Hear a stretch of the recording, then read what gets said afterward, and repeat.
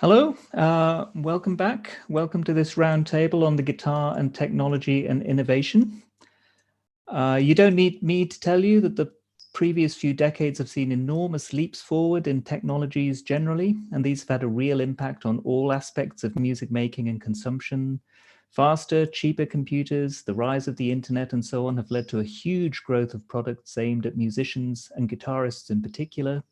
We have digital audio workstations, amp modeling systems, open source and commercial programming environments, and a bewildering number of software and hardware, analog and digital guitar effects and gadgets that have all led to many more opportunities for music making, being open to more music than ever. So we all know that now you can do on your phone things that you could only do in a handful of specialist institutions, even a few decades ago. So the question then is, how do we make sense of all this as practitioners, as researchers, as performers, as academics?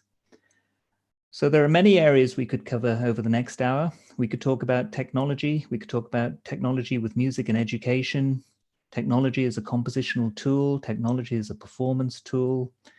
We could talk about how to preserve the legacy of systems and works when there's so much redundancy in hardware and software systems as systems evolve so rapidly. How to widen participation and democratize the technologies and the music they create. Who are we creating all this music for, and does that even matter? There are questions around notating and communicating technologies, the roles of universities and institutions, such as ERCAM. Are we still fit for purpose? Are we serving our communities well? Then there's an environmental angle to consider. The cost and the rise of cheap technologies and processing powers has an impact. Do we have a responsibility to address this, or is our responsibility just to our practices? What about the impact of the pandemic and the rise of virtual meetings and collaborations? Is this going to be a big game changer, as some people have suggested? And finally, where's this all going? What are the trends for all this in the future? What will be the next big thing? Is there anything left? Is it just a question of smaller and faster and cheaper? And have we even begun to realize the potential of the internet for both music making and music consumption? So there's so much to discuss.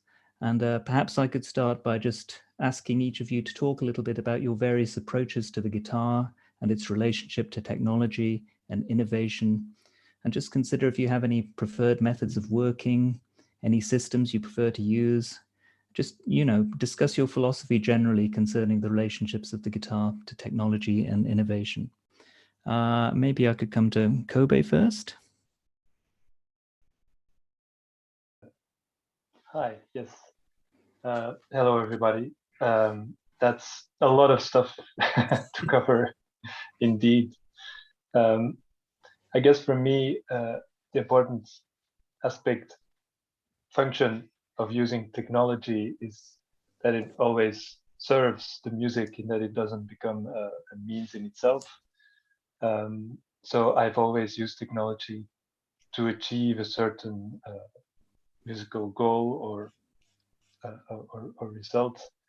And in doing so, I guess I'm not really using, or I don't have a specific predilection of using a particular type of electronics or material or whatever works, whatever sounds good. I really try to follow my ear.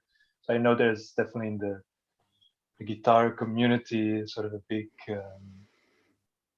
I don't know if it's still really the case, but there's definitely has been a movement about analog versus digital versus also kind of argument versus authenticity. Or I myself use nowadays a lot of amp modeling, which I think is really a technique that has developed incredibly over the past few years to create beautiful analog tube amp sounds with digital means.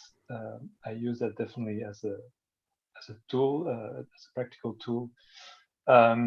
But then at the same time, I'm also very much fond of lo-fi analog effects like fuzz boxes or distortions in terms of coloring the sound of an electric guitar. I haven't as of yet found really a digital match to those analog effects.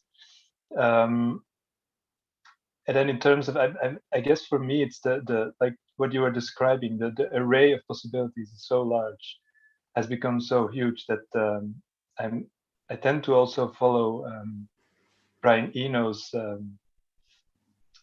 way of thinking when he was using the studio as a compositional tool, is to really use limitations also as a to limit his options to be creative as a tool, to be a creative tool.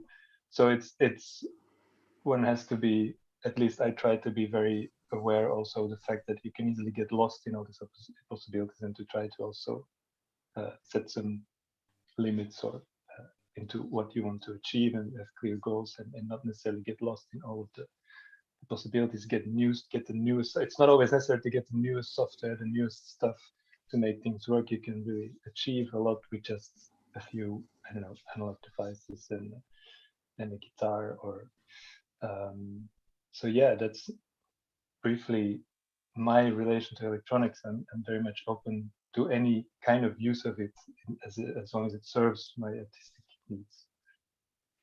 Thank you. There's a lot to unpick there, isn't there? I love the idea of limitations, and I love the idea of the lo-fi approach as well.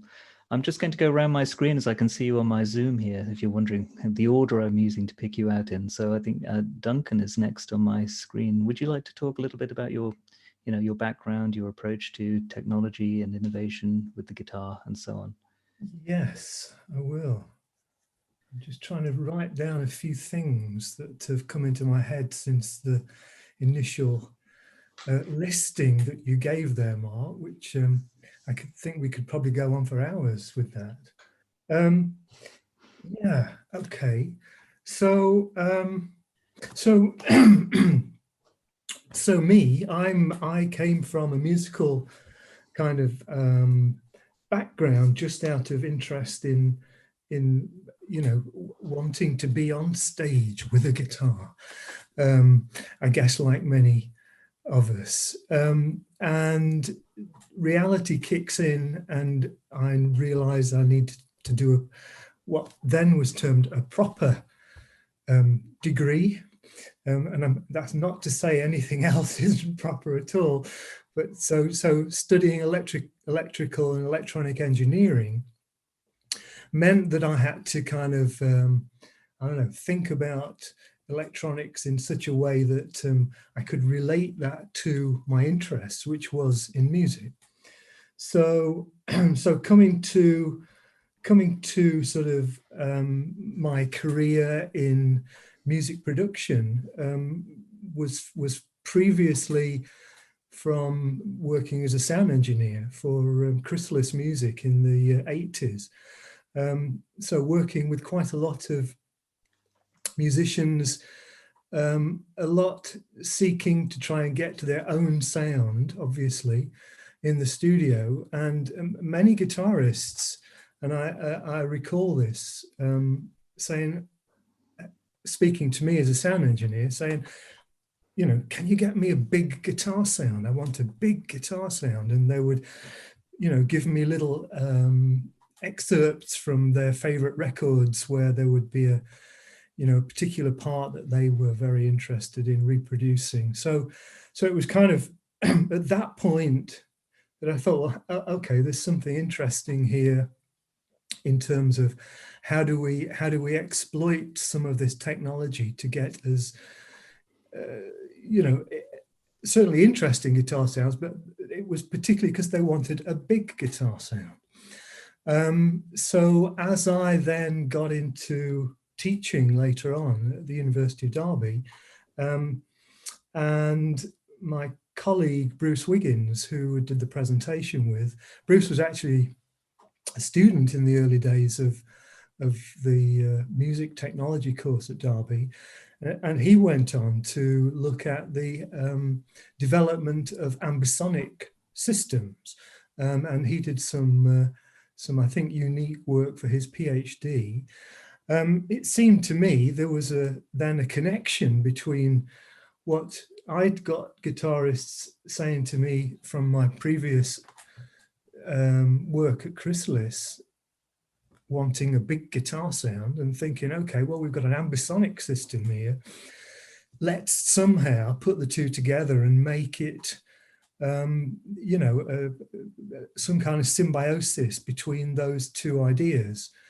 So that's how the GASP system, the guitars with ambisonic spatial performance idea, came about. And it's been the last sort of 8-ish years that we've been sort of working on that in different ways, exploring different techniques, thinking of new ideas, ways in which we could exploit that. So that brings me up to date, I guess. It was interestingly, one of the comments that was made was associated with limitations. During my teaching career, you know, students would often be overwhelmed by the amount of kit or the amount of plugins or whatever that was available for music production, and to sort of to realize, actually, you know, if you look back at what the Beatles did, then, you know, 4-track machine, they made their own effects units, or the engineers at the time would be more creative with what they could do. So I do remember supervising one student's final year piece of work, which was actually to create some music with very limited resources, and compare that with something that he'd done previously using a whole bunch of stuff. So this idea of working within limitation, so, you know, prescribing only a set amount of kit, and your level of creativity, I think, is enhanced because you have to make decisions and do things with what you've got.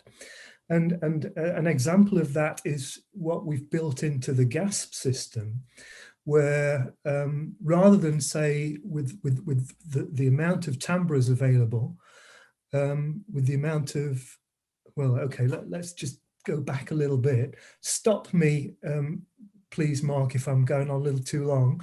But the idea of the guitar, the limitations on the guitar, 6 strings. So that's good, because you can't, well, you can have more, but, you know, typically 6. I actually prefer to play with 5, because it just suits the number of fingers that I've got. And the idea of limiting the number of timbres, so I've identified around 20 timbres from a selection of many hundreds, so 20 useful timbres.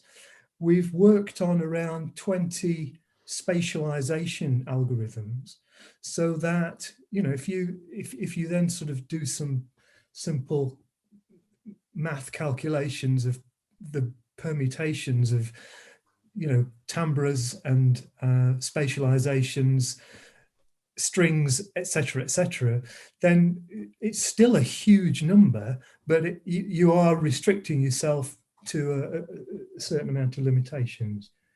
So I guess on that kind of score, that's where I'm up to. I could perhaps come back and talk about some other things later if we can.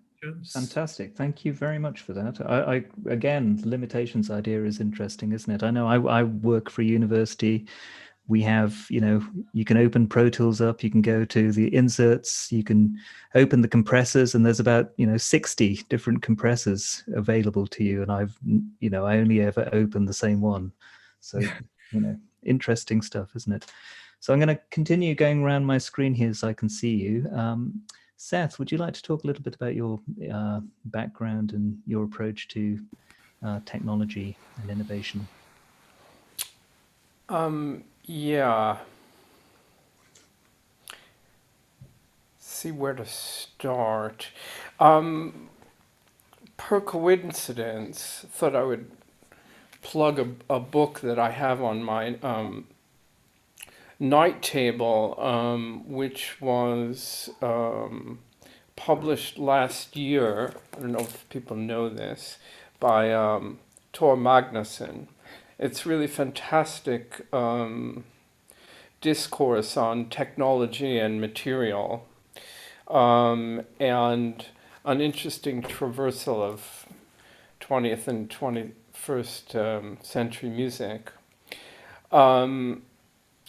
And the next thing I'd like to plug, I feel like I'm PR man here at the beginning, would be the work of some colleagues of mine at the Office Institute in Ghent, and specifically the cluster led by Jonathan Impett called Music, Thought, and Technology. And I think that there's quite a bit to learn from their research and output, and I can highly recommend having a look at what they've published, not only in print form, but now in online forums. So that more or less frames some of my, let's say, recent concerns. I was a research fellow at Orpheus from 2016 to 19. So that's the strong connection there. And for people, unfamiliar with, let's say, my trajectory, as it were, I'm somebody that basically works a lot with composers, has performed a lot of notated music in my lifetime, and feel at the service, let's say, of composers. What's not on my biography, which in part is my fault, having to do with sort of careless editing, was perhaps some of you know that Ming Tsao and I made a contribution to the Bernreiter series on performance techniques handbook, and we didn't actually talk a lot about technology in relation to the acoustic guitar. We kind of set up the volume 2 at the very end. Volume 2 is supposed to be an electric guitar book. But in any case, I'm very sort of in tune with the world of notated music and various composers with whom I've collaborated and whose work I've been following over a period of numerous decades now. And I'm somebody actually that came to technology through the electric guitar at a certain point, and even dabbled early on with the MIDI guitar in the late 80s and early 90s, and visited the Zeta factory in Oakland, California at the time. Keith McMillan, was running that company, and has obviously gone on to brighter and greener pastures since. I'm sure some of you know Keith's inventions of the past couple of decades.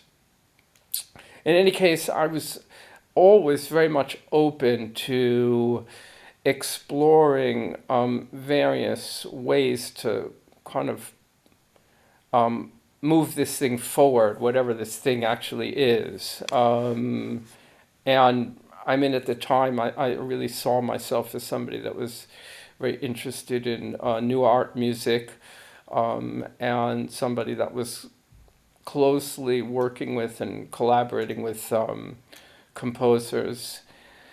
And we're talking about a couple of decades work now, and it's just kind of grown and developed, and often things happen by serendipity. So I can't say that there's a real plan that I'm following in terms of um, the sort of wrestling and grappling with technology. Often the technological developments or machinery that I'll become involved with will grow out of some sort of collaboration with a composer, or will be a requirement or prescription that a composer might come up with. And in my own work, let's say independent from composers, I've gravitated, and people, who are familiar with my work know this about me. I've become very passionate collector of analog machinery, and I've always been hugely fascinated by the alchemy which is at play when one starts tweaking various knobs and plays with the interaction of these fabulously interesting devices, and working with ordering, and a recent exploration of mine with dear colleague and friend of mine from New York, Robert Poss, who's actually produced many of my CDs, dealing with gain staging. And in preparation for this second volume for Bandwriter, I'm obviously deeply immersed now in all the technologies which surround the electric guitar. So it's very present in my mind right now. So I've touched on various points here, and it all probably sounds like it's incoherent and in a way indecipherable, but my life is generally like that. It's a kind of project oriented existence, and I'll move from one context to another, and sometimes the most amazing things happen in music theater, actually, where I have a chance also to lend my expertise in signal processing. So just to turn the corner and finish up here, I would just say that I've worked in many different domains: the pure digital domain and the pure analog domain. I have numerous instruments. I don't have my MIDI guitar anymore. My Zeta, I sold that a couple of years back. But if I had a preference, I would work solely in the analog domain and just have, a massive pedal board, and try to coax out of that, in combination obviously with amplification and one of my instruments, or many of my instruments, the best and the most striking and compelling types of sounds that I could possibly get out of them. But it's Great. really once you get started, there are no borders, there are no boundaries, and it's kind of endless, which I found Absolutely. out years ago. But I'm embracing that that kind of endlessness in my work. So yeah, it kind of gets back to this notion of limitations, Okay, maybe, I because mean, yeah, we'll come back and we'll explore that theme later. I think the idea of limitations, and also this idea of analog versus digital, and yeah. how is that still a relevant debate to have, or we'll come back to that. I think that's really interesting. Before I move on to Max, can I just ask you to plug one more time Tor Magnuson's book? We've had a comment asking for It's his book, called Sonic Writing: Sonic Writing, Tor Magnuson. Technologies of Material, Symbolic, and Signal Inscriptions by Bloomsbury. There we go. So that's answered that question in the chat, hopefully. So Max, same question to you then. Maybe just a little bit about your background, a little bit about your approach to technology and the guitar and music in general. Absolutely. Yeah. So as a disclaimer, I am not a guitarist by trade. So I have probably like vaguer, more broad answers than most people. Okay. But in terms of my background, yeah. In terms of my background, I'm primarily a composer, performer, and a programmer kind of all wrapped into one. And so I kind of see myself at this sort of intersection between computer programming, composition, and sort of avant-garde performance. I'm just thinking a lot about like how we can use technology to sort of explore new modes of storytelling in composition and performance. Before I was a composer, actually, I was primarily a vocalist on like choral music, especially in like musical theater. And so I'm very accustomed to this idea of like text setting and text painting as like main modes of musical storytelling. And I think a lot of my inspiration comes from poetry just naturally because of that. I was just thinking a lot about just like figuring out like sort of new ways of text painting that go beyond like traditionally vocal pieces, right? So the piece that you'll probably hear later today in the Guitar and Visuals concert, La Guitarra, is kind of an exploration of this new kind of text setting where the computer keyboard is like sonified. So essentially every key has like a sound kind of mapped to it or has some sort of function in the piece at large.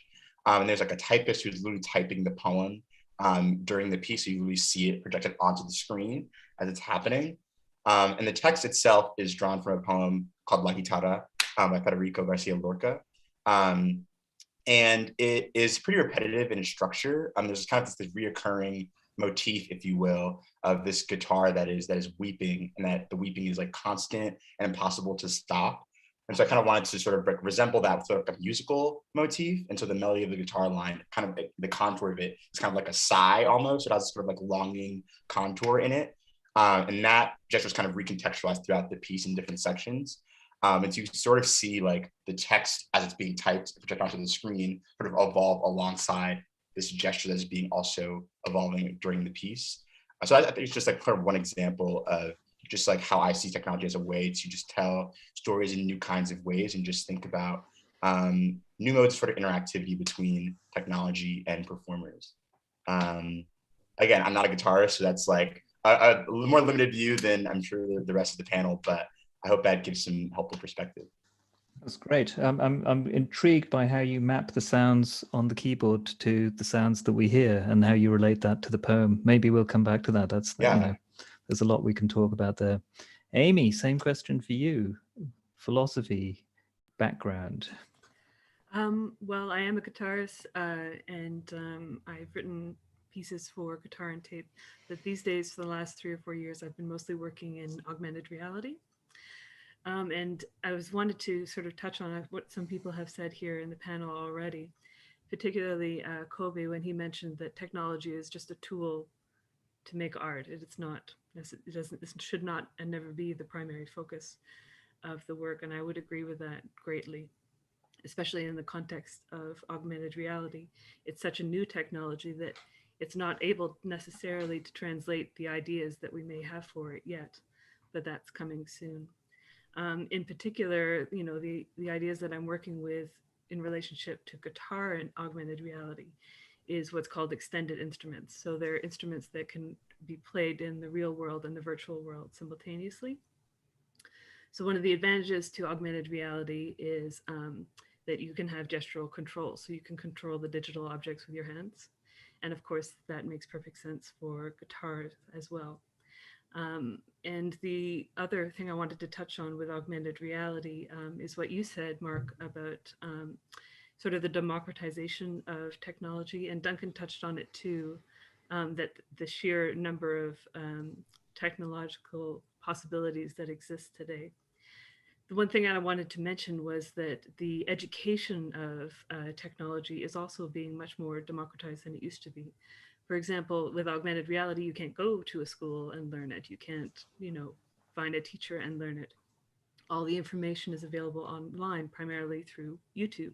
So that's how I learned to program in Unity. That's how I learned to make the pieces that I ended up making, was simply through the resources that were already available online. So while, the technology keeps growing and changing, exponentially, our ability to access it is also growing.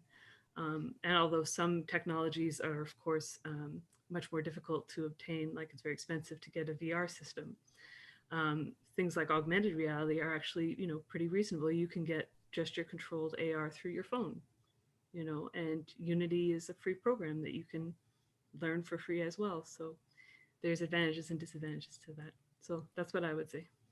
Sure, that's great. I think it's interesting with Duncan's electrical engineering background, and many of us here have a music background. I certainly, when I approach technology, I'm absolutely an amateur, and I wonder, whether that's a limitation or whether that's empowering. Maybe that's something we can come back to and explore in a minute as well. Guli, would you like to tell us a little bit about your background and your approach to technology and innovation? Yes, absolutely. So, hi, I'm Guli Björnsson. I'm a guitarist and composer from Iceland. Yeah, I guess here's my little elevator pitch of who I am.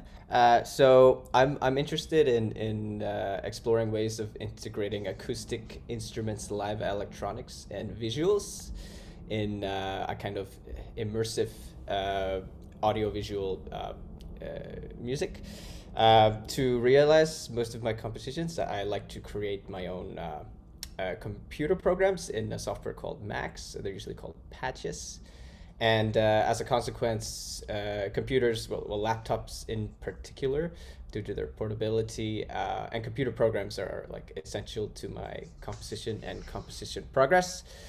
So I like to particularly just create my own audio effects and visuals in Max and try to think of some cool ways to make my guitar sound awesome. A specific focus of mine is pre-programming effect changes to create like a larger structure of a piece. So pre-programming is basically deciding in advance how this patch or computer program will behave over the course of the composition. And yeah, just to sort of echo what or piggyback on what some people have been saying, I think if anybody here's anybody tuning in is interested in getting started with electronics or technology in some way, you don't always have to have like the most complicated setup to make music. Like a few simple but really effective tools can be incredibly like evocative. So whatever you're interested in, like there's no real right or wrong necessarily. So just go ahead and try it out. It's incredibly fun, and in the end, it's just about making some cool music. Yeah, and Max, of course, has had a huge impact over the last few decades, hasn't it, on musicians and the world of contemporary music and the way that contemporary musicians and composers, approach these things. It's sort of, again, it's democratized programming. It's brought programming to the musician. Amy was talking about tech as a tool to make art, always thinking of it as a tool rather than something that's controlling us. I was also thinking about, our various backgrounds as musicians or as computer programmers or electrical engineers and so on. Do you find your background enables you? Does it help you? I mean, Duncan, are you a musician? You said you played the guitar as well. Yeah. Yes, I'm very enthusiastic guitarist, and that I guess just an extension of me wanting to explore the guitar. Unlike, I guess, some where you're exploring the performance techniques of the guitar, I was particularly interested in exploring the production of that, not necessarily the real-time production, but the post-production as well. So sort of kind of just, I think earlier I wrote down the word imposter syndrome because it seems to be an in vogue word, and because everyone appears to be very good guitarists, and I'm sure you all are. I'm not in that league, but in terms of performance, but I wanted my expression, if you like, was to do with the production of the instrument and using my background and knowledge and interest in in electronics, but then as we said earlier, in surround sound systems. And so the ambisonic stuff really kind of connected up the guitar with the technology for me. Not sure if I've gone off pitch there. What was the original question? It was to do with whether your background is in in electronic engineering, whether you yes, and your relationship to the guitar, really. I think you know. Sure. Well, I think I've explained. Yeah, it was more to do with the guitar production than the performance elements. But that doesn't mean to say that I'm not interested in the guitar. In particular, I saw Milton's presentation yesterday, and looking at the ways in which the I think it was really retuning. It was exploring the guitar with alternative tuning systems, and just going for the kind of, you know, chord shapes that you are familiar with and feel comfortable with, but within a different tuning environment. And that is, I find that, you know, I could really relate to what Milton was talking about in his talk on that. It's kind of, you know, reimagining the instrument and the kind of relationships, harmonic relationships, etc. Although I'm not thinking of them in terms of, you know, music theory terms. Just responding to them on an emotional level, on a musical emotional level, to say, okay, well, that sounds really good together, and that's a strange chord. I don't know what it is, but it works for me. So yeah, so it's that is kind of where I'm coming from on the connection between my interest in electronics and personal kind of playing interests. Yeah. And Max, I was looking at your biography. It says you have a background in computer programming, human-computer interaction, and so on. I presume this is enormously helpful when it comes to your work as a composer, right? Absolutely. Yeah, absolutely. Yeah, and Mike Gould was mentioning about like using Max, the Max program. I use that a lot in a lot of my work. But for the work I was talking about earlier, La Guitarra, I use a different program called Chuck, which is kind of like a more textual-based language. And that was basically used to like get the keyboard input and map it to sort of like MIDI messages that would be sent to Logic Pro, my DAW, and that would be creating the sounds that go along with the guitar piece. So yeah, being a programmer is like a huge part of my compositional work for sure. And how did you decide? Let's go back to that one. And for your piece, you know, when you're mapping the keyboard to the sounds, did you have a strategy? Yeah, so there were certain like words in the text that I wanted to sort of be emphasized or have some sort of emotional affect. So there were certain times where there'd be like a certain key would trigger like a specific change in the modality or like the sort of like tonal center that is being used for like the sound material. But most of the time, it's sort of just a collection of notes that would be randomly chosen from a set. And like the keys are mapped to sort of that set of notes. But there are certain like punctuations or just like words that will trigger a little bit of change in those sort of pitch centers or those tonal centers to allow for some sort of more variation. Yeah. Wow, fantastic. Amy was talking about extended instruments. I guess we're all involved with extending our instrument in some way or another here at this conference. So many of us are sort of exploring either acoustically or electronically, analog, digital. We're all looking to see how we can, you know, move the instrument into a new and different direction. So I guess my question then is to come back to Amy and ask about this virtual reality and extending the instrument through that. I've seen some examples of that, and I still haven't seen the one that convinces me yet that there's a future in this. It's yes, you know, as a performance thing. I've seen people wearing headsets to perform on the guitar and so on. I know, and yes, that's definitely an interesting take on an interesting and accurate take on the last 5 years, because of course, virtual reality and augmented reality, they promised us the world in 2 or 3 years, and that did not pan out. I would mention, just for the people who may not be familiar with it, that virtual reality and augmented reality are different. So virtual reality is the headset, and it's entirely digital. So everything you see is digital. Whereas augmented reality is the real world and the digital world mixed together.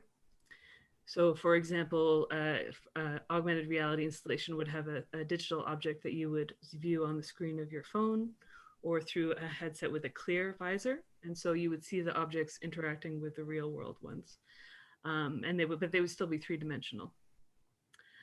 So for the guitar, the project that I was particularly interested in moving forward was embedding these 3D digital objects in the guitar, in the instrument itself, so that you would perform on the real guitar, and then you could just move your hand and interact with the digital objects at the same time. And so they may change in shape. You may be able to manipulate them with your hands to affect sonic processes, which could be linked to other programs. So that's what I meant by extended instrument, in the sense of having a digital objects merged with the guitar that you could manipulate with your hands.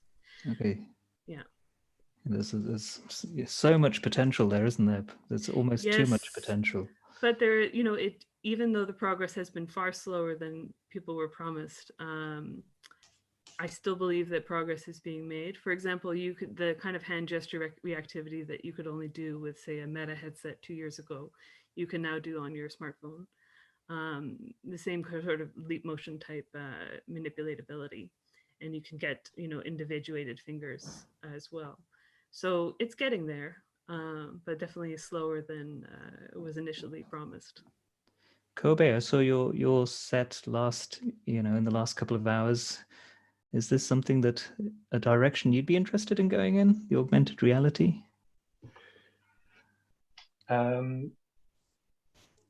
Yeah, well, I'm not sure if it's necessarily, it's not augmented reality, but I did another sort of tryout performance of a Braxton piece using also a different way of technology. But yeah, I guess it's not really augmented reality in that sense, but I mean the imagery in the Braxton's musical but also philosophical imagination. I mean, he also uses a lot of all of his titles are really diagrams. There's a lot of visual aspects in his work too.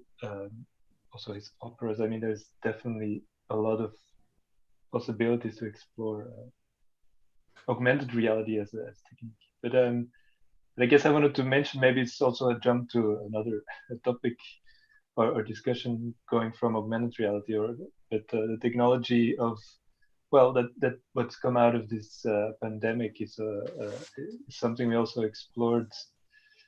So in a recent tryout, which is a piece that Braxton wrote about 10 years ago, or different compositions, more like a composition system called Echo Echo Mirror House Music, which unites his entire recorded oeuvre.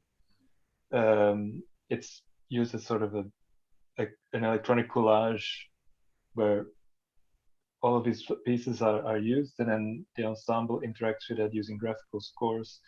But so Carl Testa from Tricentric Foundation, from Braxton's Foundation, made a version of this piece that uses an interface that you can use online to control this collage.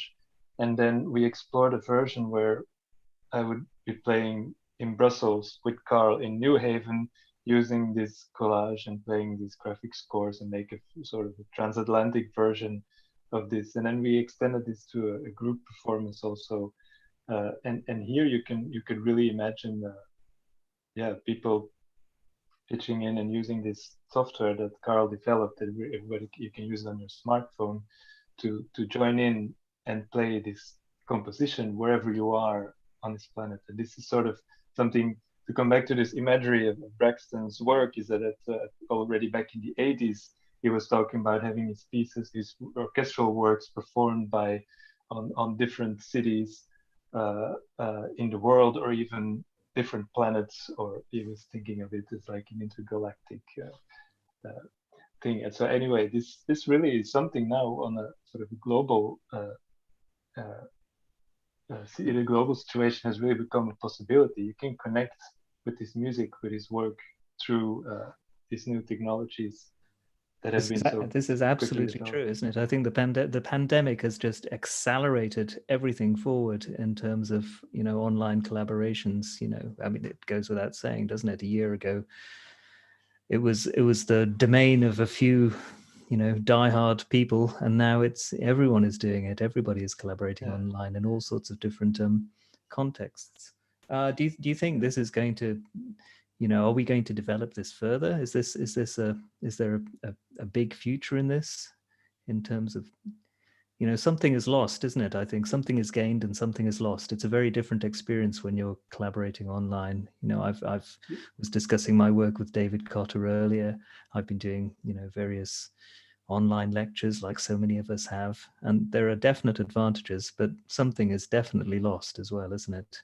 I wonder what your thoughts on that. Maybe we could go back to, sorry, go for it.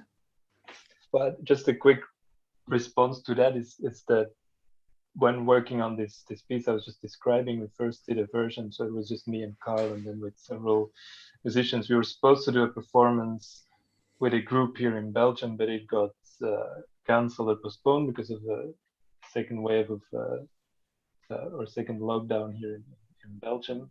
And so we still tried, because it was working online between me and Carl, we tried to do it also each from our homes in Brussels and then connecting to New Haven. And it could work, but then we managed to do the performance in February, being in a room together with musicians, and it really felt like such a relief. This need of being really in the same room with physical human beings there is, I think you cannot take that away. And there's definitely an incredible potential of finding solutions into connecting through other ways, but then somehow you still need to, you can't just take away the physical. That goes for being in the audience as well, isn't it? I think if you're in the room with the musicians at the time, that is unbeatable. You know, and I think we've all missed that so much. Seth, maybe I could come to you. Have you found the pandemic has given you as many opportunities as, you know, limitations? Have you had online collaborations? I'm deep. I've been, and I still am. At heart, I'm not a Luddite. People know me, know I'm rather adventuresome and ready to try out ostensibly anything. But I feel like there's a kind of here and now, and the blood and flesh of the human contact, the sweat and the tears, that doesn't quite transmit over the internet. I want to read something, actually, very briefly, that I thought of sharing. I'm friends with one of the Philharmonic players, and there's this pilot project going on in Berlin right now where they're having audience members tested immediately before they go into the hall. And so this past Saturday night, the Philharmonie hosted a concert with 1,000 members of the audience. And I just want to read something to you, which was sent to me about that experience. Of that is, the Philharmonic has ostensibly been in exile, but they've been producing for their digital concert hall this entire season. And I had the privilege of doing 2 projects with them in February. So everything has been recorded and documented, but obviously not in front of an audience. So I want to share this with you because I think it really touches on the essence of the sort of pandemic and what this has meant for our lives, and not only as audience members, but as performers. So he wrote, otherwise, I was deeply moved by the experience, that is, the concert experience on Saturday, as were we all. To suddenly have an audience was to suddenly have a reason to be for this whole mess. Sitting on stage this past year has been exile. Music is, for me, basically a process of transactional analysis. The audience loads its emotions and psychic energy onto us, and we process it through the act of music. This is why we exist, not for a camera. And I haven't responded to him yet. This came to me a couple of days ago, and I've been really thinking a lot about what that specific orchestra is going through right now, but what we're all really going through, and also thinking about, in a way, some of the creative projects that I've witnessed and over the past couple of months, people's way of dealing with this isolation and trying to reach out, but also noticing this sort of desperation involved, people just needing to sort of be present, and produce anything just because either they're compelled to produce it because that's just in their innate nature, or they just need to kind of keep their name out there. Some bit sort of, there's a part of me that's very cynical about what I've seen and heard over the internet, and I'm shy. I took part in one project which was, I guess, Karen Power sent out numerous sort of field recordings to people, asking them to produce them at home, and then send the files to her, which she assembled and then published on Bandcamp. And it turned out to be a lovely project, but I mean, I was on my own. There was really no interaction with her per se. I mean, we did speak about a few bit general topics, but I, for one, need somebody in my room, and I need that kind of intensity of interaction, and so this entire experience with Zoom and Skype and also teaching and this panel discussion that we're having right now. I'd much prefer to have been in Lisbon, sitting on a stage, communing with all of you and looking forward to the beer that we'd be having after this discussion. It's all a kind of horrendous compromise, and in a way, we're doing the best that we possibly can, but I don't necessarily feel good about it.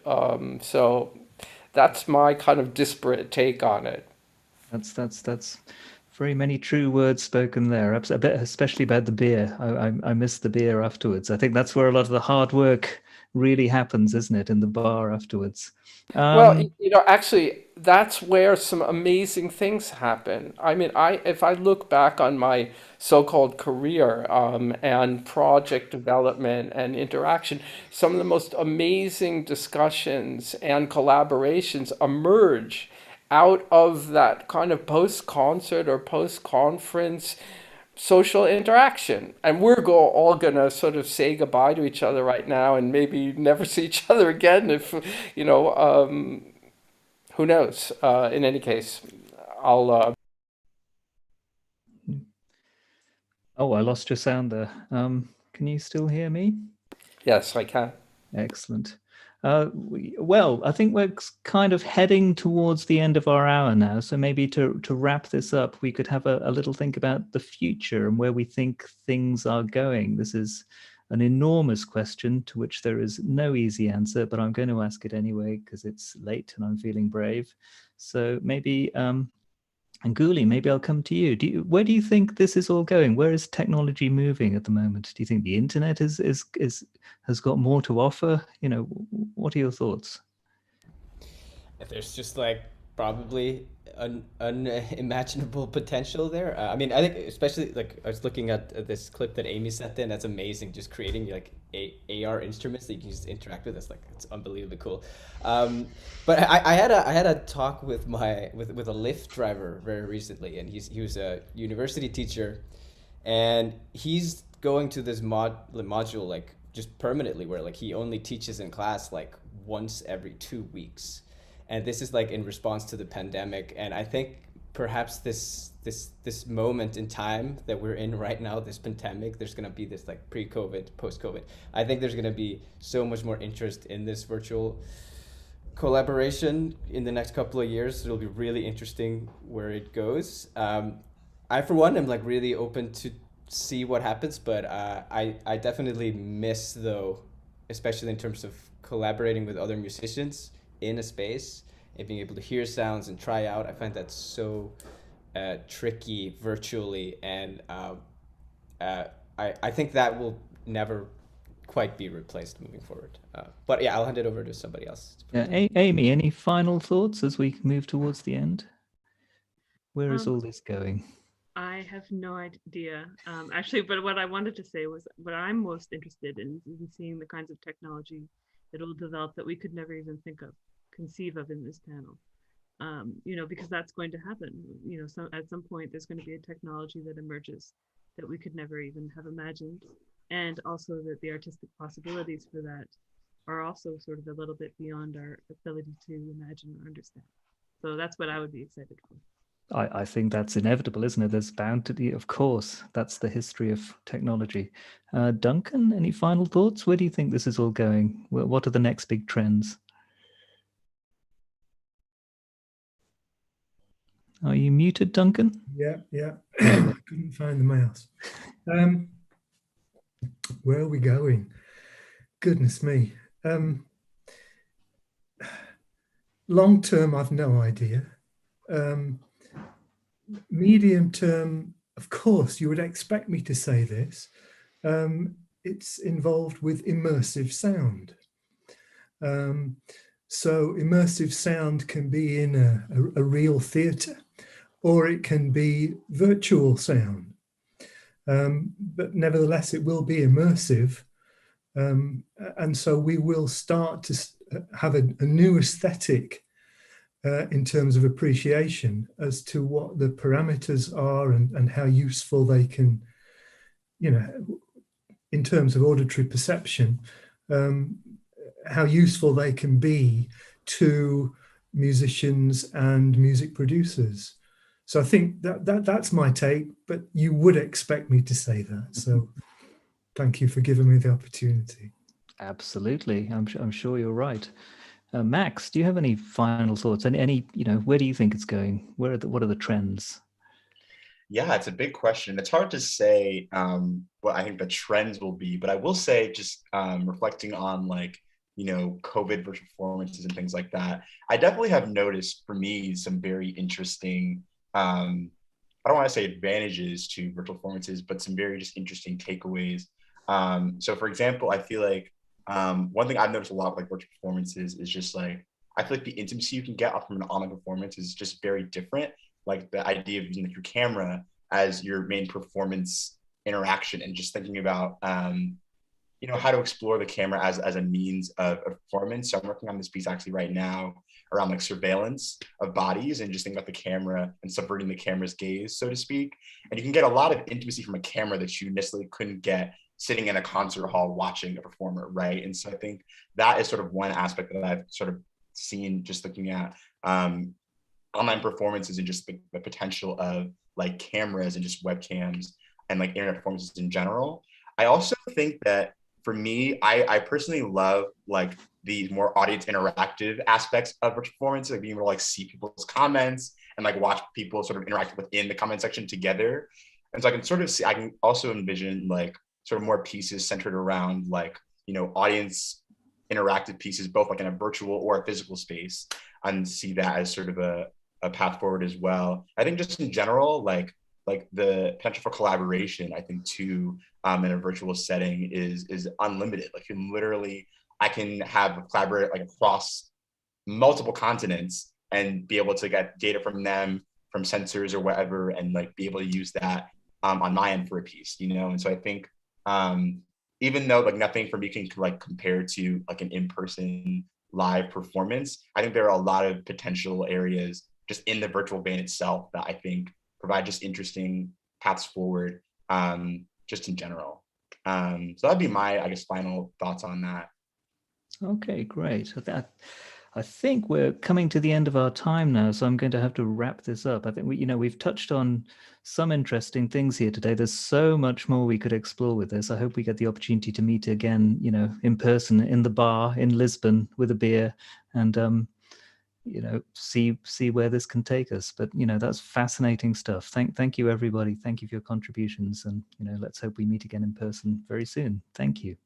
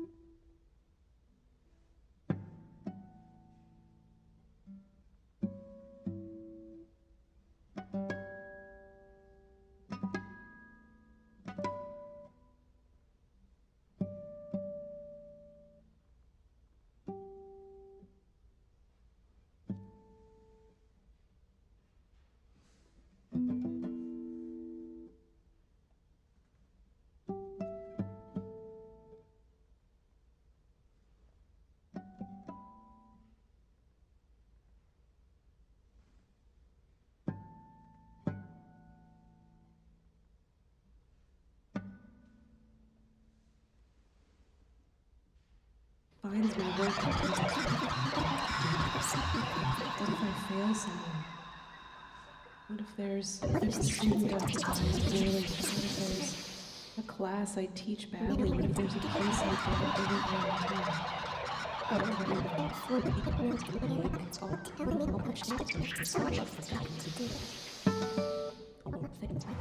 what if I disappoint the people I don't expect?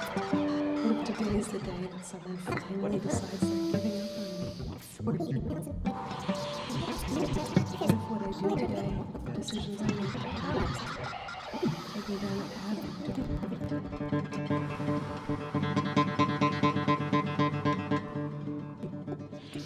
What if the people I meet today lose respect for me?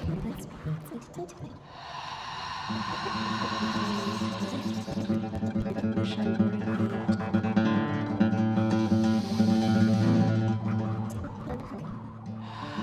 What if my family loses respect for me today?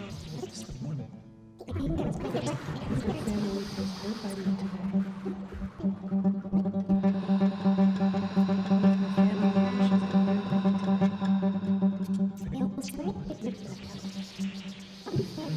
What if everything I do today could have been done better if I'd just been present, if I'd just been present?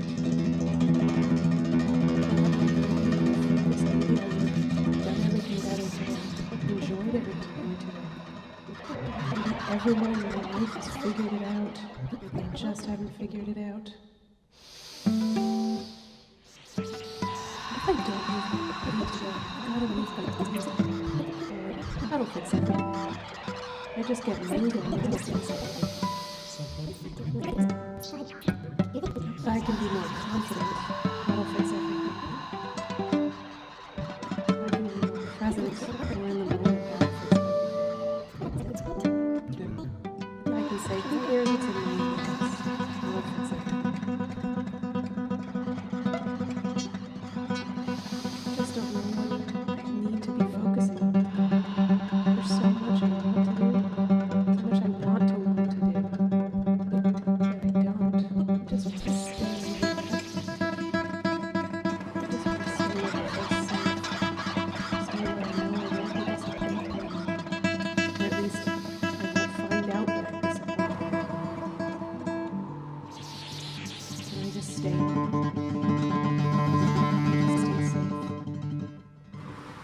Can I just stay safe in here and knowing I'll find out? I won't have to think about it.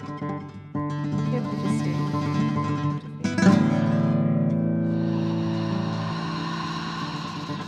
I just don't want to be disappointed anymore.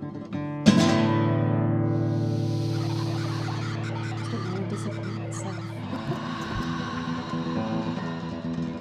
I just don't want to disappoint myself. I just don't want to disappoint myself. Can I just stay in there? Can I just stay safe? If I just stay safe in here where no one will find out, I won't have to think about it. Can't I just stay in here? Oh my God, there's so many things that I have to do today. Damn it, there's so many things I have to do today. Oh, there's those things I didn't do from yesterday. I need to get everything done today. Oh shit, there's so much I forgot to do.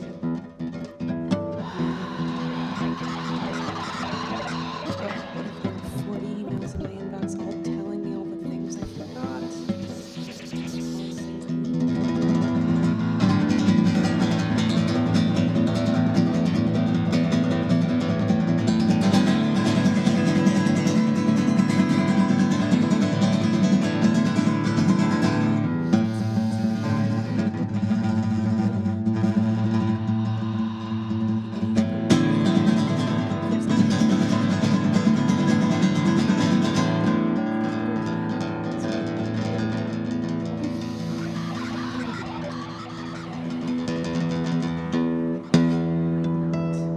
Maybe I won't get everything done. What if I do something wrong? If someone sees me doing something wrong, if someone finds my work and knows it's wrong, what if I fail something? What if there's a student in my class poorly? What if there's a class I teach badly? What if there's a piece I don't deliver on time?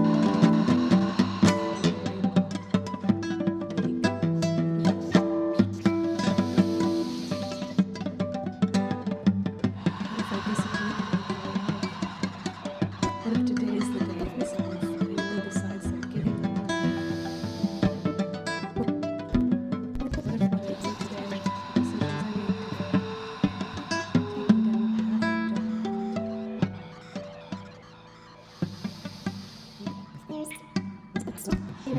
What if the people I meet today lose respect for me? What if the people I meet today wish I weren't me?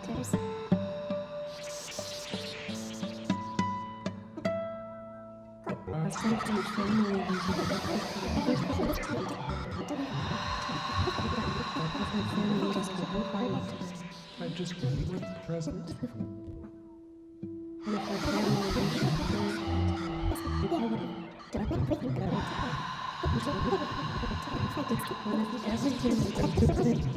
what if everything had gotten better if I'd just been present, if I'd just been more present?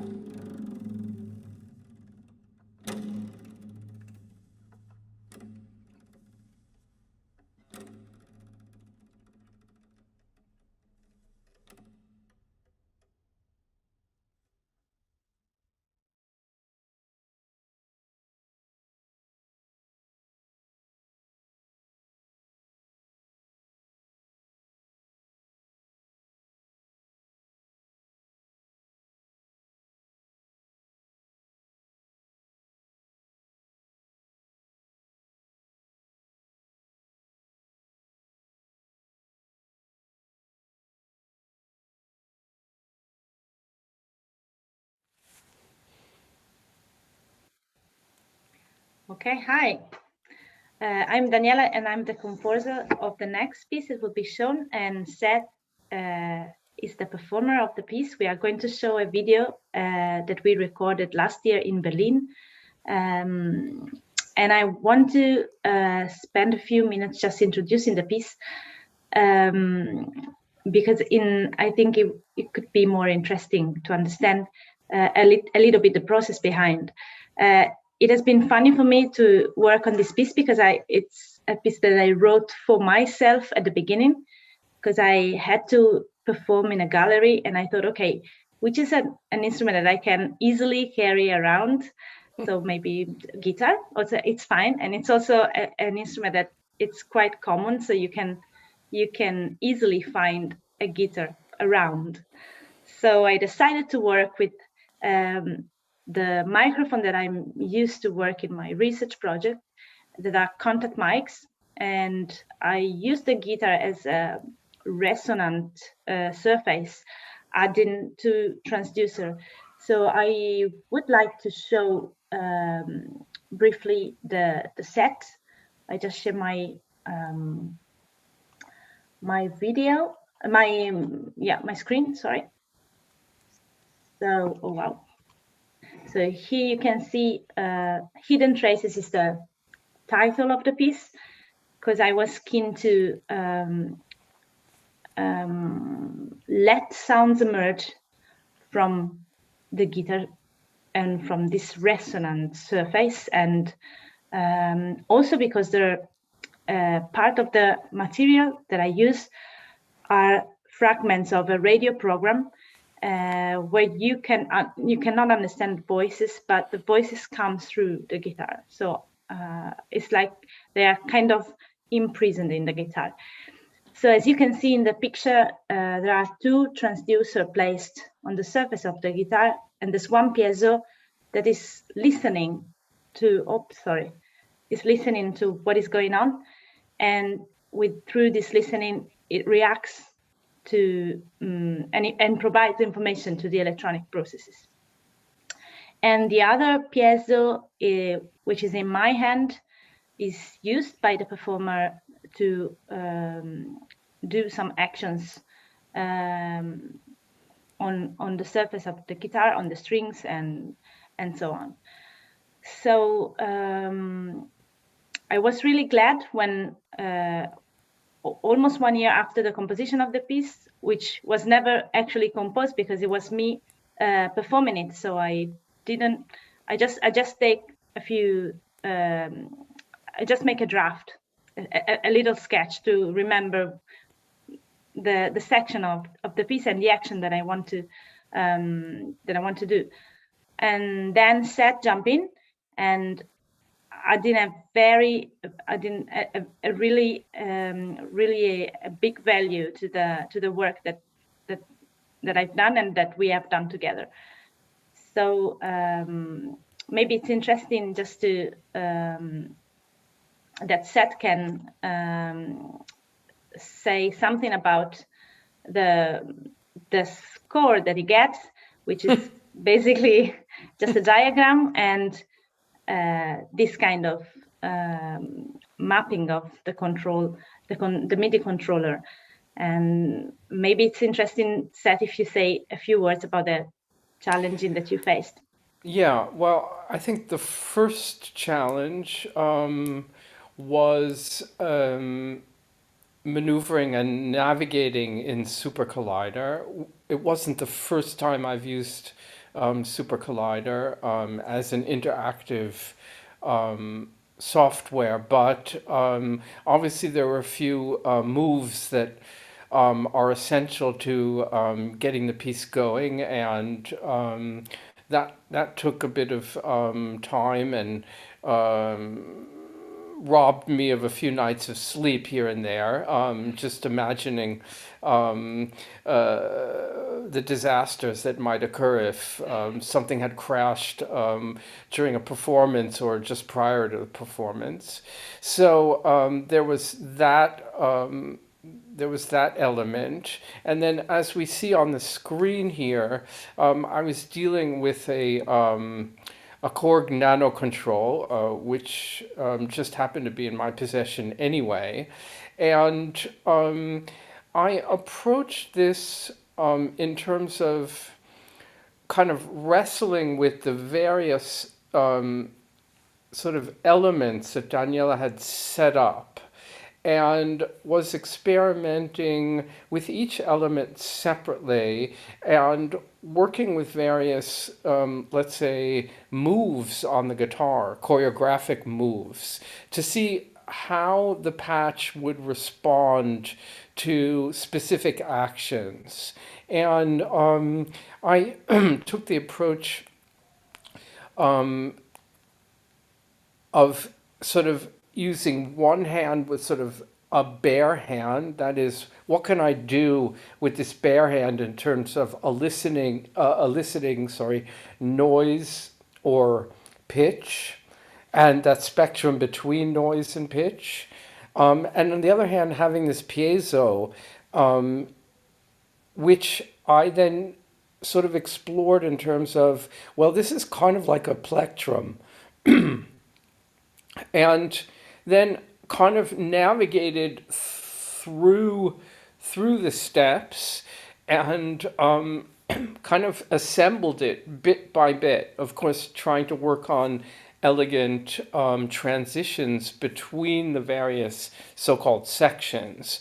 So just to get back to the so-called technology here, there was a bit of time which I need to spend with this fader and the controller, and learning the functions of the various buttons and levers that one had to manipulate during the performance of the piece. And each of these, as we see on the diagram, has a kind of specific function. So, you know, in a sense, it's not just about guitar playing, but now it's learning this MIDI controller and its specific function. So there was a kind of slow sort of getting to know the various technological elements of the piece, and then working obviously with the sonic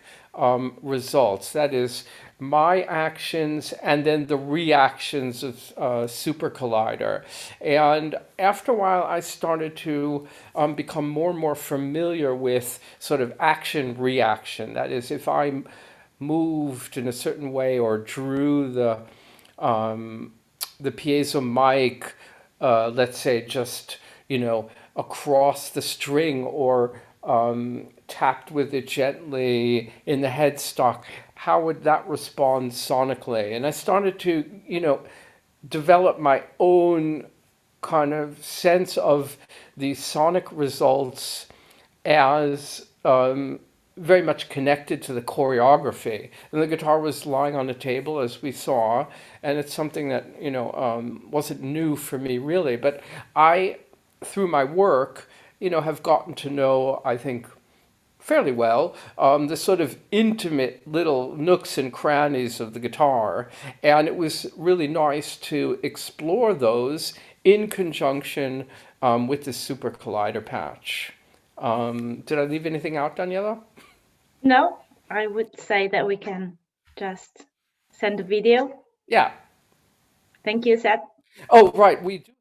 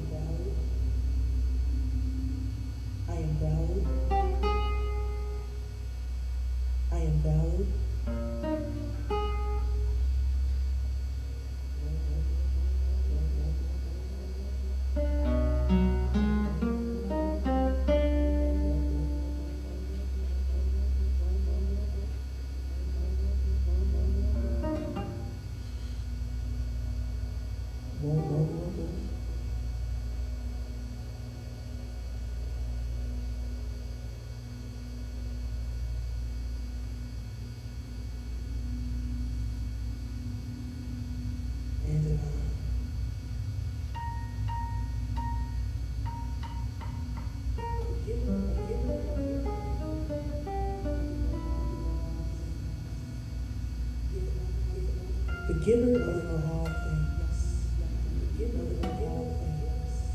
mother of all things, Yami Aje, Yami Aje, Yami Aje, force beyond the image.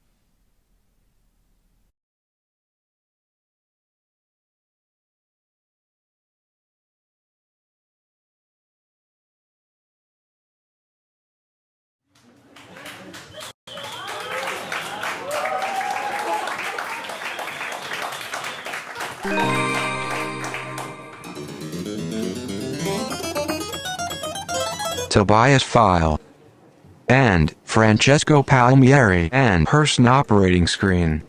Welcome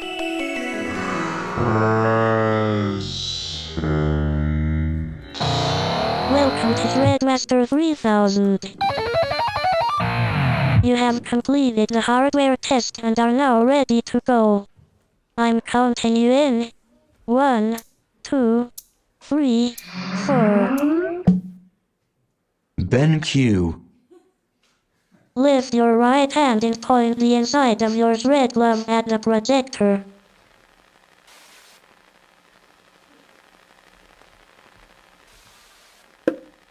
Move your hand around until you find the rainbow position.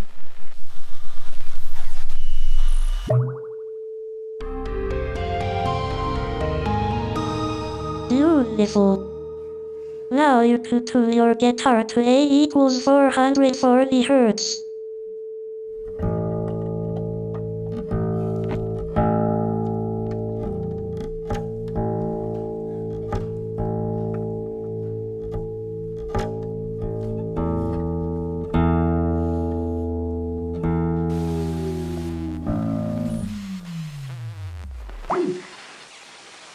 Okay, Ben great. Q. Check that you are sitting comfortably.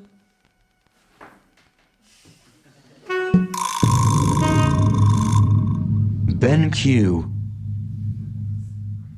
Using the camera on your thread glove, fill the guitar bridge. Now, fill the guitar headstock.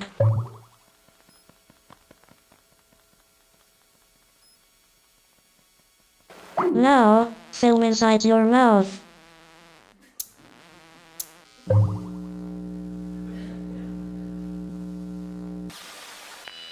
Good. And now we play.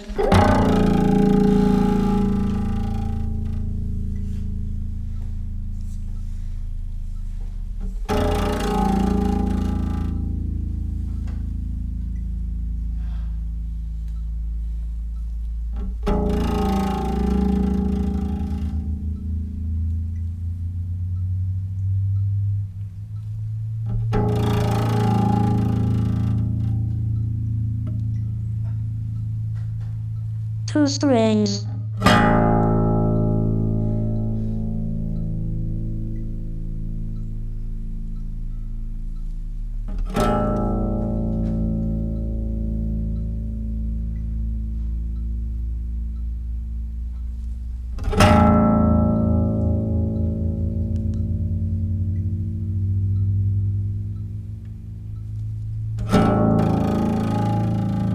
Three strings.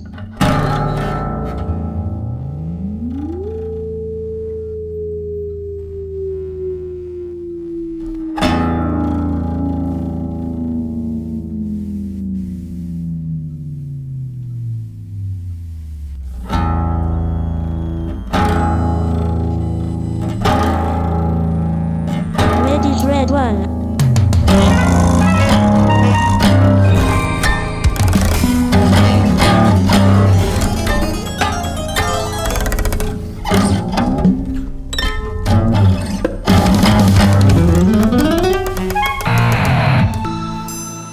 Ben Q.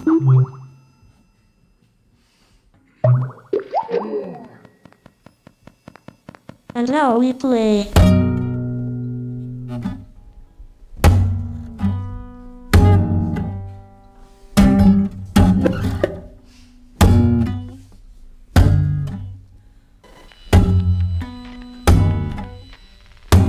One, two.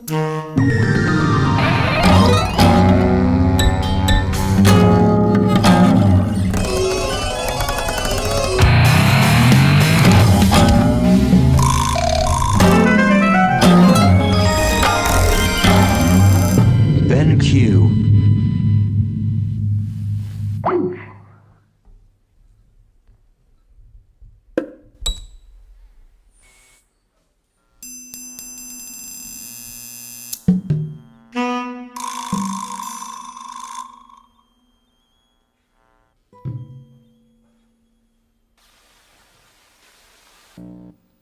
Ben Q.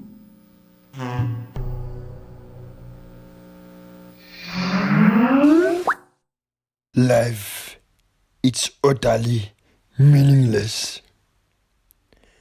When you think of your life in the context of the infinite not being alive surrounding you, even your biggest achievement is a joke at best, nothing more than the poop of a fly. Do you know the feeling when you are at a concert and it is very boring and you are disappointed in mankind because you are tired of people proving themselves to themselves on a stage, and then you drift off and you start hearing the music inside your head and it is mysterious and beautiful.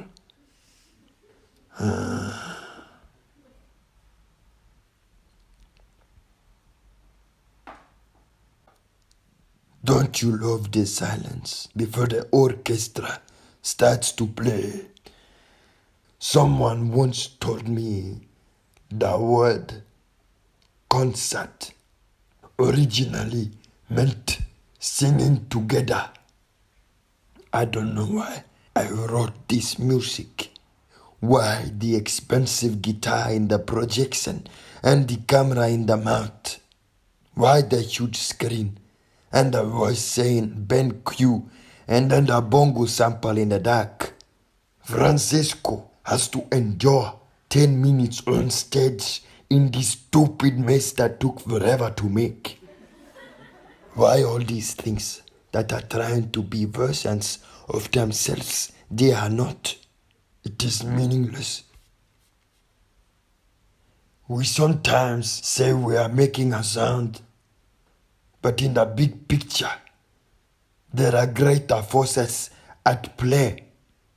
There are powers causing everything in this world, and maybe the silent music is the truest manifestation of it. Beautiful.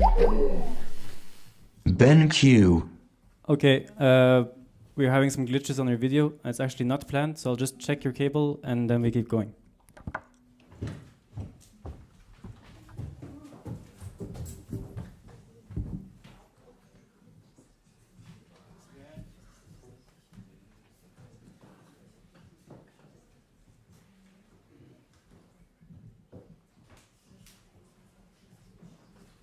Welcome to Threadmaster 3000. You have completed the evaluation part and are now ready to go again. I'm counting you in. 1, 2, 3, 4.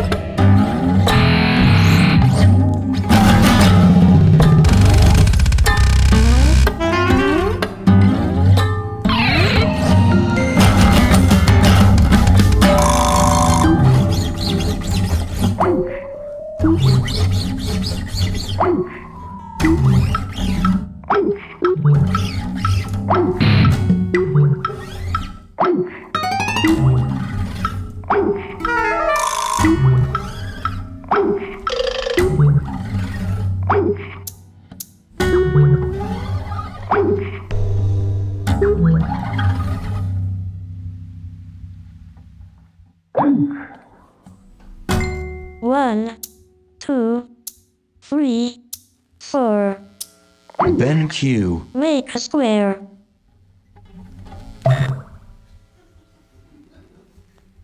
Make a triangle. Ben Q.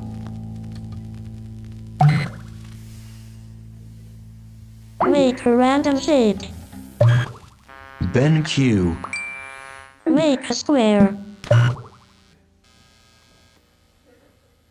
Make a triangle. Good. And now we play.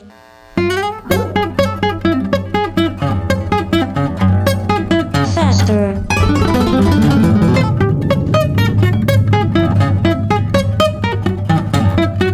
Faster.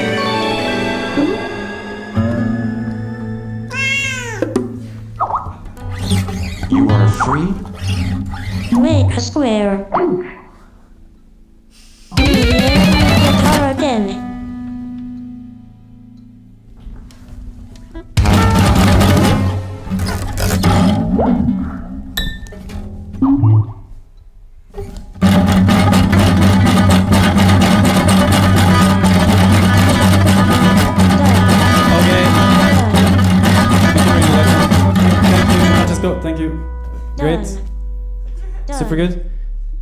The evening is getting long, so we will have to set up Ali's piece. But thank you so much. It was a great run through, and we'll just do another one in Darmstadt, and we'll fix what didn't work. Right? Okay, cool. So thank you.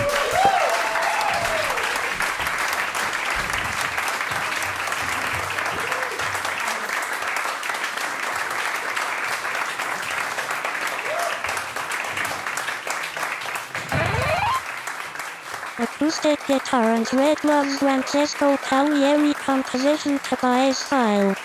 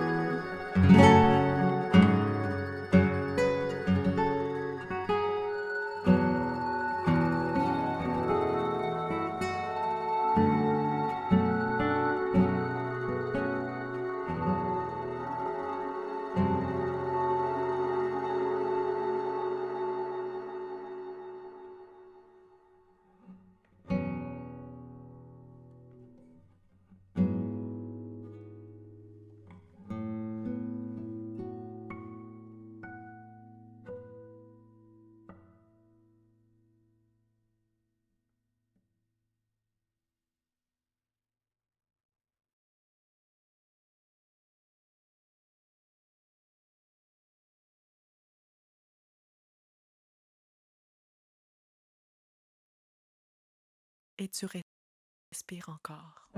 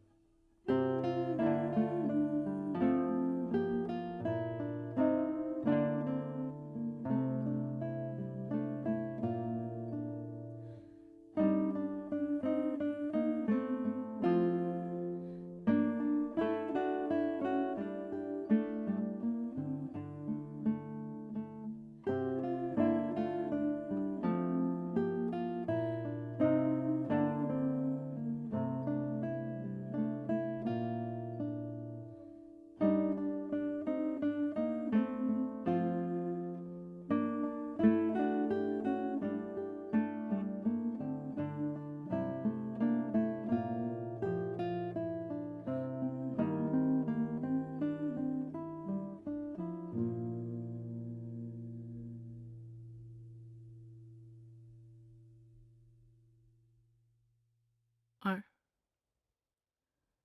Rivière.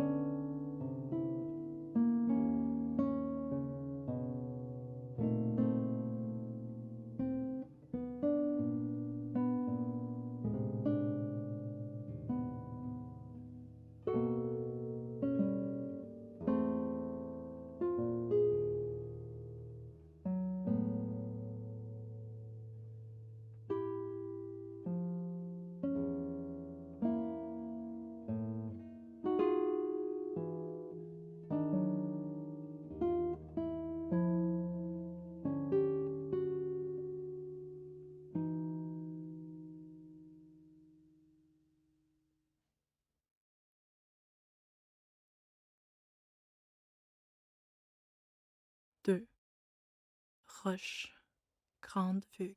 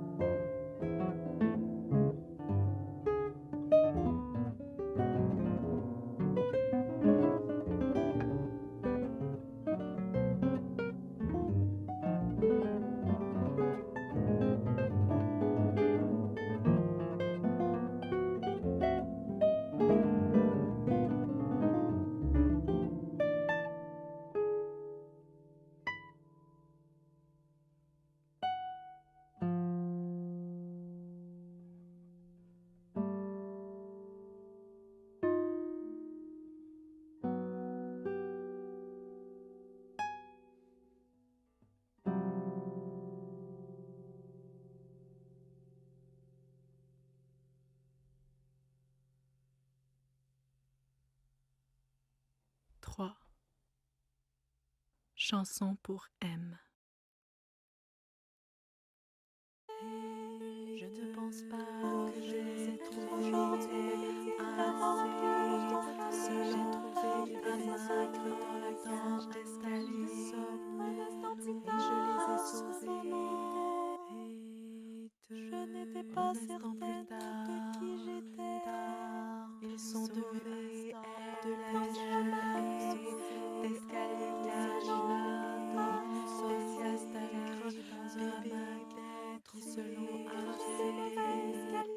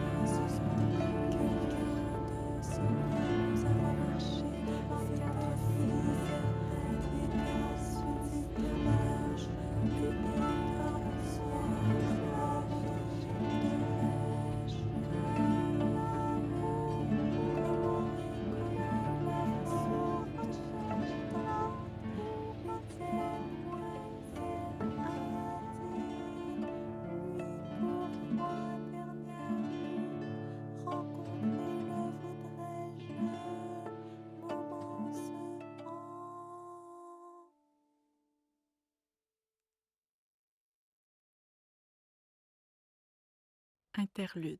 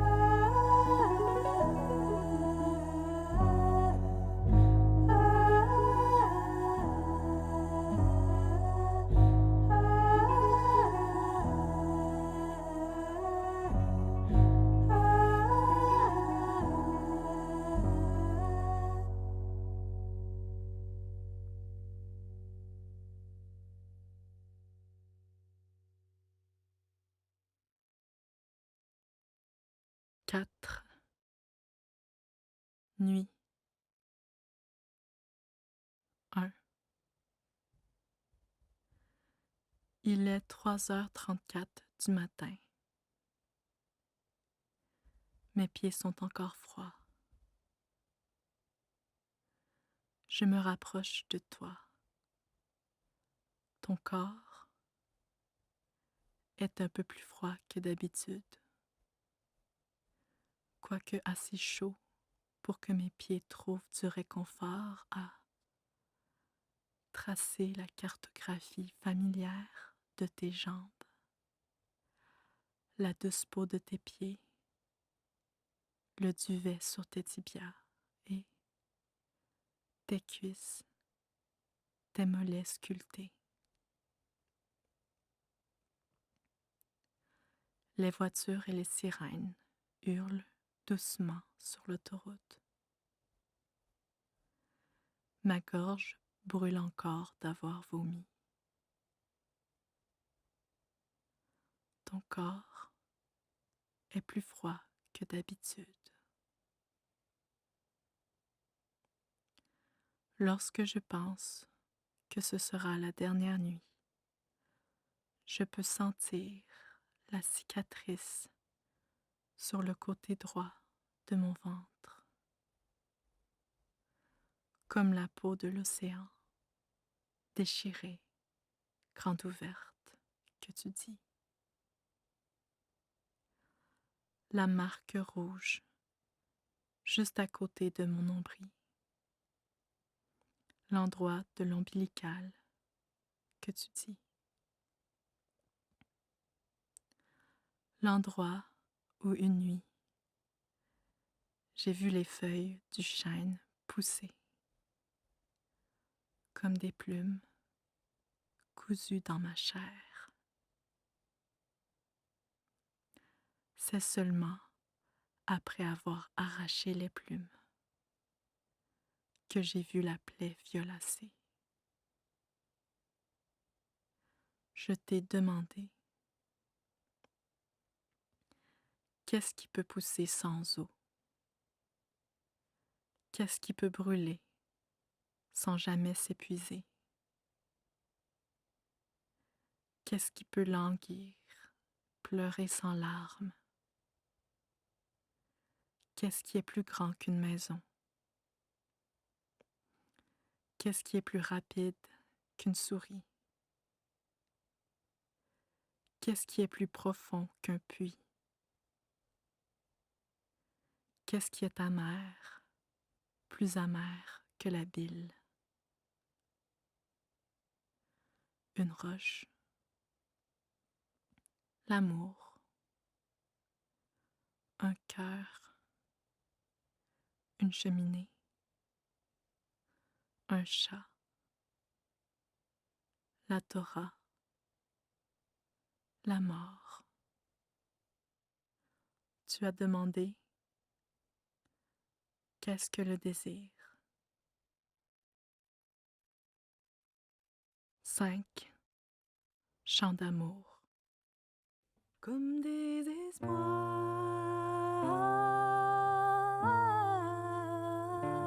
amour,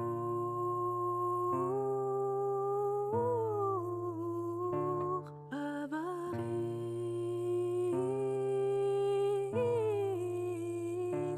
languissement,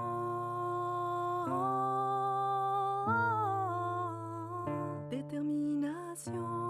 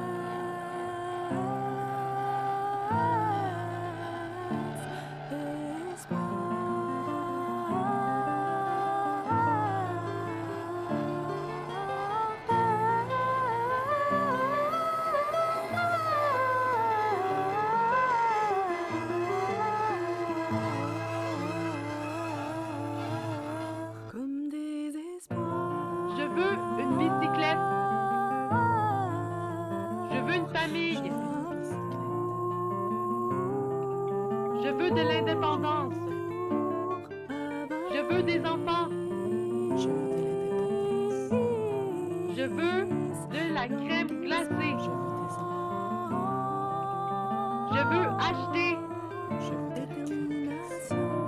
Je veux toutes les saveurs. Je veux ma propre chambre. Je veux une maison avec un jardin. Je veux une mijoteuse. Je veux du gâteau. Je veux un chien. Je veux du prestige. Je veux de la reconnaissance. Je veux savoir ce que les autres pensent de moi. Je veux me sentir admirée.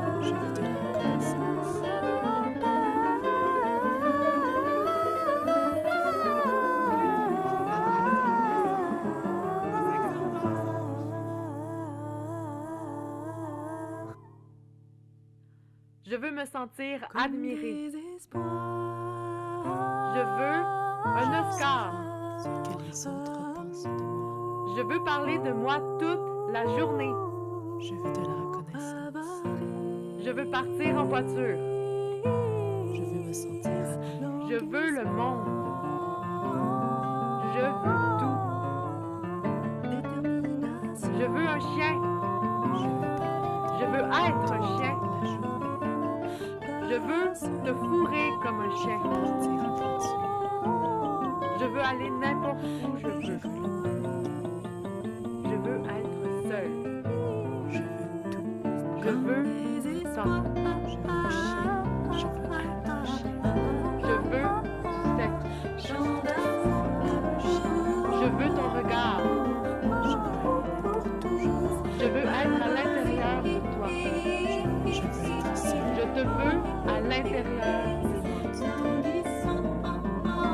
Je veux de l'amitié. Je veux la polygamie. Le désir n'est pas paisible. Il est une force d'attraction puissante. Nous exhortons à s'approcher. Je veux être embrassé. Il peut être silencieux, sourd, violent, il souffra.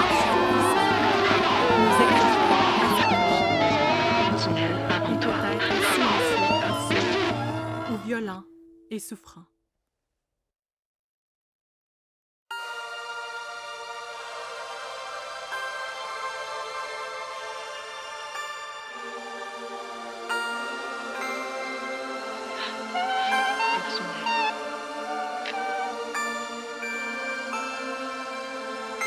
Tu peux maintenant percevoir.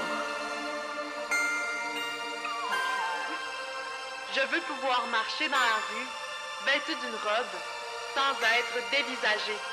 Non. Je veux que tu demandes. Je veux que tu dises non.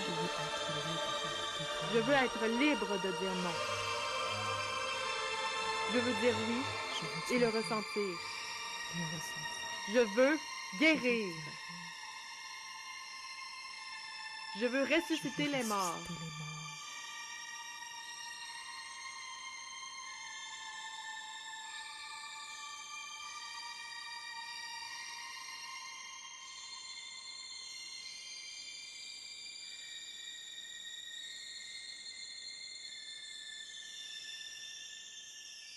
Le Je veux désir chanter. n'est pas paisible. Le désir n'est pas Je veux paisible. guérir les gens. Il est une force d'attraction Je veux puissante. m'endormir à Nous côté de exhortons toi. à s'approcher. Nous exhortons Il peut être à silencieux, s'approcher. sourd. Je veux Violent. marcher dans un parc Il peut tous les être jours. silencieux. Et qu'il soit d'environ 3 mètres. Je veux de la musique dans ma vie. Je veux me sentir aimé. Je veux ton corps près de moi. Je veux aimer. Je veux de la paix. Je veux vivre. Je veux être moi-même. Je veux chanter avec toi. Je veux être libre. Je veux être ton corps.